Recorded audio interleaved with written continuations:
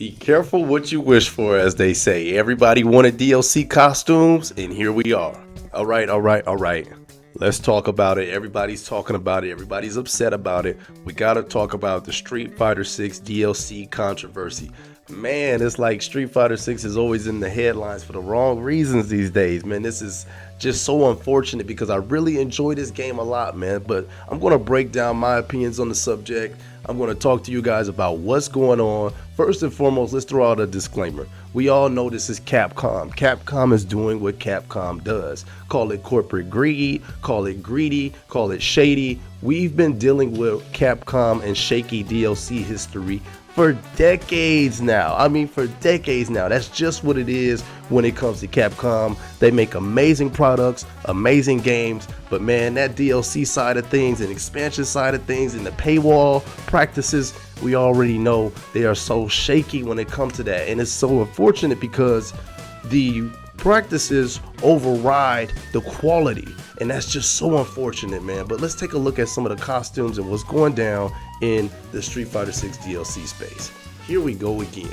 Now, as you know, these are the costumes in question that everybody was waiting for. First of all, it took a minute for us to even get an update on when the DLC costume 3 was even coming out. So just this whole entire DLC rollout with Street Fighter 6 so far, it's just been off. I mean, it's just been off. It's been weirdly delayed. Yeah, we've been getting some of the characters and the DLC characters, but even the way that you go about purchasing these characters, they're deliberately making the amount of coins you can buy less than the required amount to get any piece of DLC, really. So it's really putting you at this odd place of where you have to buy more coins than what's required for that in which you might want. And I mean, once again, it's Capcom. I'm not really surprised. I'm not really shocked. In these costumes, if you want them all, apparently the total price is coming around over $100, something like 108. You guys can all do the math out there, but apparently it's over $100.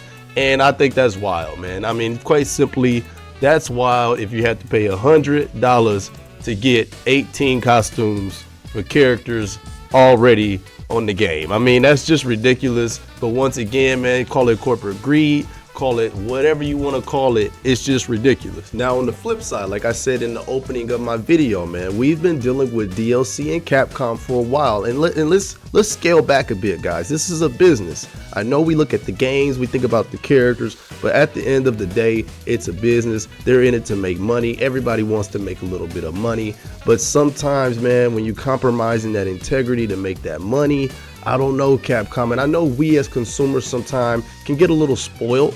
Keep it real, we can get a little spoiled, we can get a little baby fever, babyish, but at the same time, man, these DLC practices that these companies have been doing, I mean, I mentioned Tales of Arise. Now, I don't know if you guys are JRPG people or not, but Tales of Arise DLC just came out. It was an expansion, and it had a lukewarm reception. It was kind of mediocre, if you will. It wasn't terrible, but it definitely wasn't great.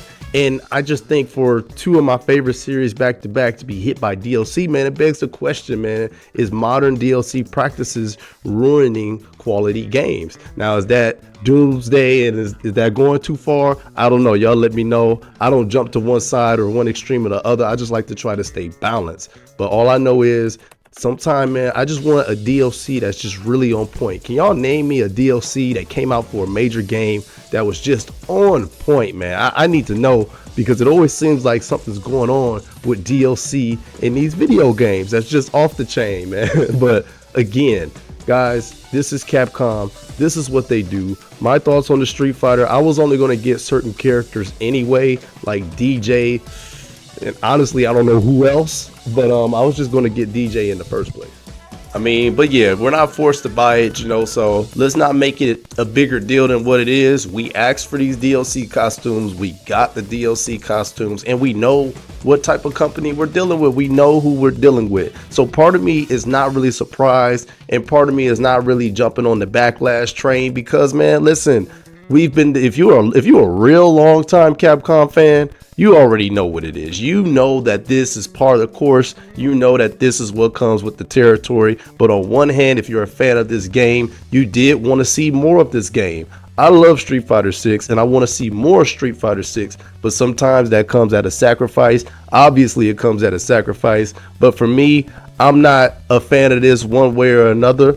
I'm not going to defend Capcom, but I'm not going to riot because I know exactly who I'm dealing with. This is Capcom in a nutshell. I'm going to buy me 1 or 2 characters, outfits, and I'm going to push on. I'm going to leave it at that because that's just what it is when it comes to this company. Amazing quality titles, AAA. They have skill out of this world, but them paywalls and these DLC practices has always been one of their biggest Achilles heel. That is just Capcom in a nutshell. So y'all let me know if you're going to support this or not. I've seen a lot of people saying they're not going to support it, and that's your preference and that's your choice. I'm gonna buy maybe 1 or 2 characters or maybe some outfits for, you know, I still love this game, man. I still love this game. It doesn't really take away my love for the game, but I just know that it sucks for everybody involved. They should have made this boy about $30, $35 for an expansion pack for all the characters, outfits, and let's just push on, man. Let's just move on. But it's Capcom. We know that's not going to happen.